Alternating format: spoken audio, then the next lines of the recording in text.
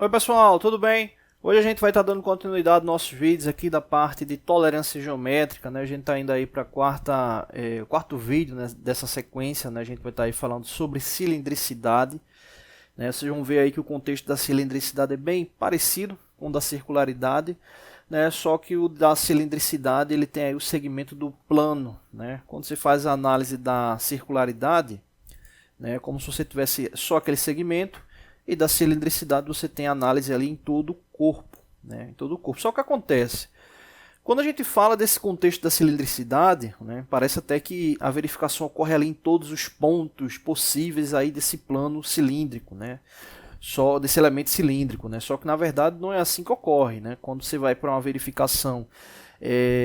Existem até instrumentos que fazem a verificação de contato contínuo, né, são mais precisos, consequentemente bem mais caros.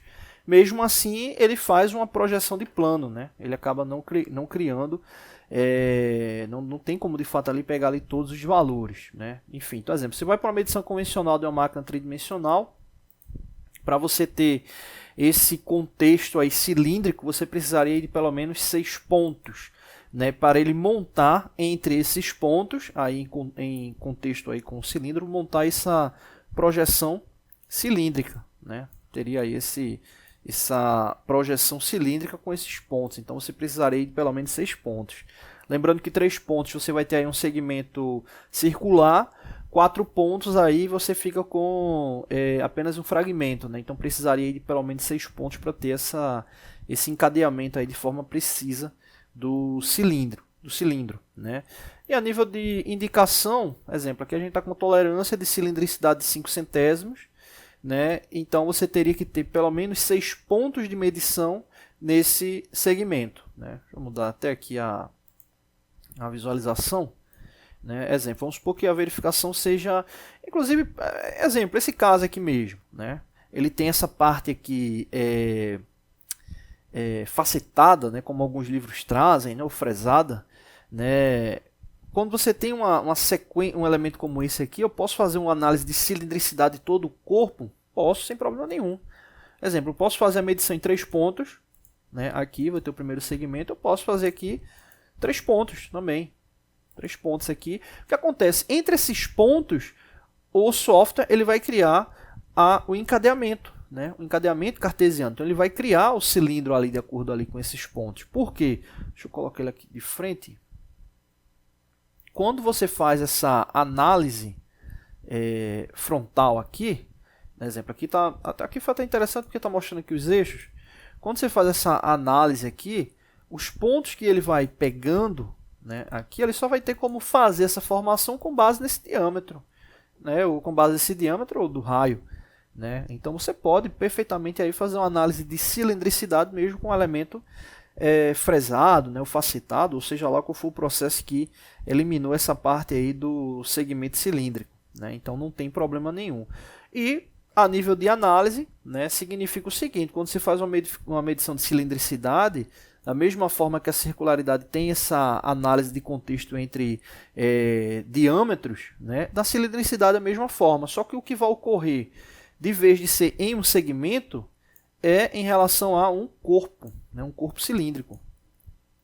Né? Então seria essa medição em relação ao corpo cilíndrico.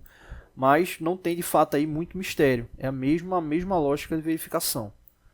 É a mesma lógica de verificação. O que muda é aquela pergunta, né? De, poxa, para que eu vou usar a circularidade se a cilindricidade ela tem essa amplitude maior? É o produto. Né? O produto é que vai determinar. Né? Se eu tenho um produto que fica muito complexo fazer a medição de cilindricidade, eu posso diminuir a complexidade fazendo a medição de circularidade. Né? Da mesma forma que eu tenho um elemento mais complexo, mas que é mais tranquilo fazer a verificação de cilindricidade, eu vou ter uma precisão muito maior a nível de projeto se eu fizer essa medição, ao invés da circularidade. Né? Então é basicamente isso. Agora, a medição, né, a nível aí de uma máquina tridimensional, ela vai ser mais trabalhosa, né? Não tem para onde correr porque você vai estar fazendo análise em um contexto de uma peça cilíndrica. Então, quando você vai para essa fabricação, né, da peça cilíndrica, né, enquanto contexto, a verificação ela tem que ser, né, em mais de um segmento. Até como eu tinha comentado ali na parte de circularidade, né? Se você faz, exemplo, pega um relógio apalpador, né, e faz uma verificação ali de batimento desse cilindro, né, em um único segmento, você vai estar fazendo análise de circularidade, né? Você precisaria ter mais verificações, inclusive também no transcorrer, ou seja, no segmento ali do comprimento do cilindro, para de fato ter essa noção de plano, né? Mas fica muito mais preciso fazer essa medição aí com uma máquina de medir tridimensional, uma máquina de medição tridimensional contínua ou um scanner 3D, tá bom?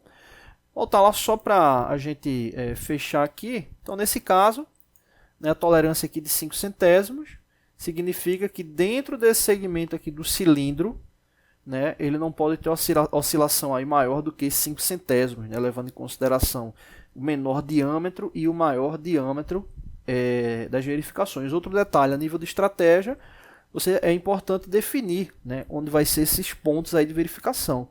E quanto maior o comprimento do diâmetro, ou melhor, né, quanto maior o comprimento do corpo cilíndrico, teoricamente você precisaria de mais pontos para ter de fato ali uma precisão. Por exemplo, se eu defino 3 pontos mais próximos dessa face e 3 pontos mais próximos dessa, fica toda uma região ali sem ter pontos físicos específicos para que possa ser projetado o cilindro, né? Então, teoricamente, eu precisaria de pelo menos mais 3 aqui central. E, como eu falei, né, depende muito do comprimento, você vai, dependendo da situação, você vai precisar de mais pontos.